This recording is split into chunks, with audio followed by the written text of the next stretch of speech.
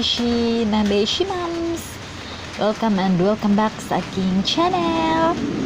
And nandito na naman si Ate Nets. And sa mga hindi pa nakapag-subscribe sa ating channel, please subscribe na.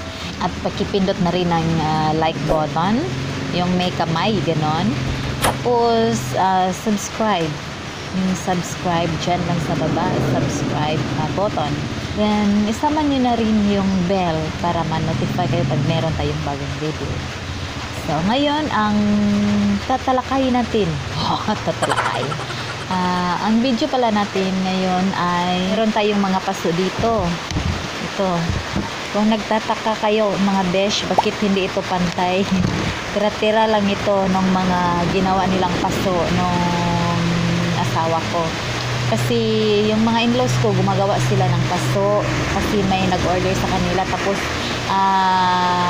tinutulungan ng asawa ko kasi mga babae kasi sila doon. So yung asawa ko lang yung nag-iisang lalaki.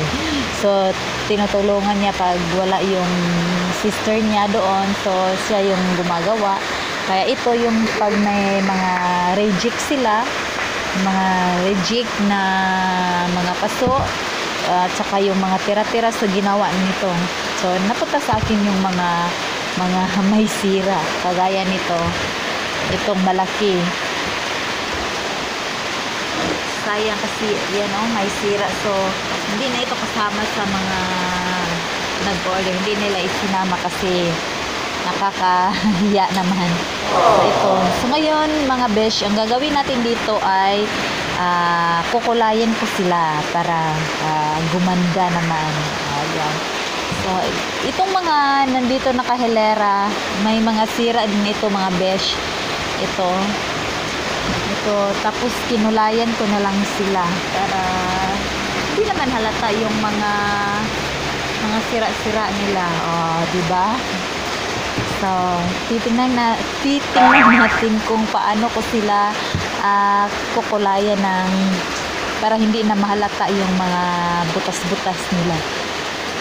Ayun na. Pasensya na pala kayo mga besh, medyo maingay kasi umulan. Hindi naman siya malakas pero maingay pa rin. Kasama ko pala si Dalmi. Ito si Dalmi. Itong makulit namin na kuting. Kasama ko yan sa aking mga video, yung mga previous video kasi kung nasan ako, nandun din siya. Palaging sumusunod yung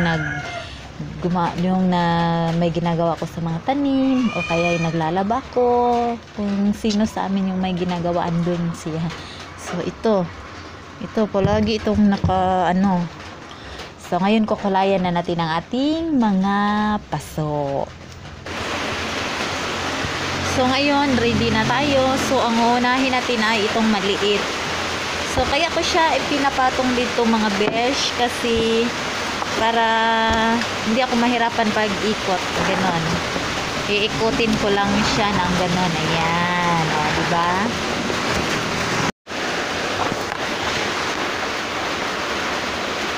At ready na rin itong ating mask. Kasi may hika tayo mga besh. So bawal hikain sa panahon ngayon. So kailangan may tayo dito. May tabon. Tabon sa mukha, may mask.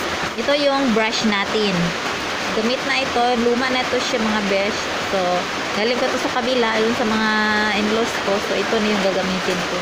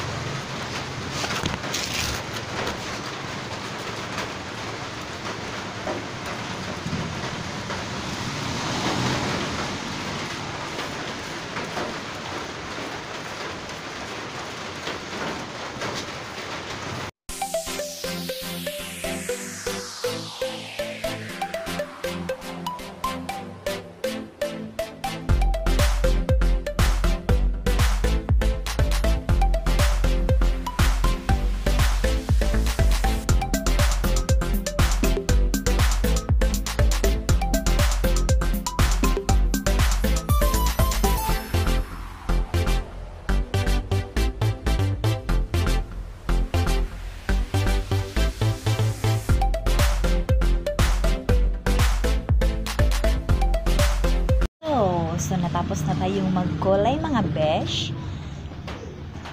Na yung nakulayan natin. Ayan na sila.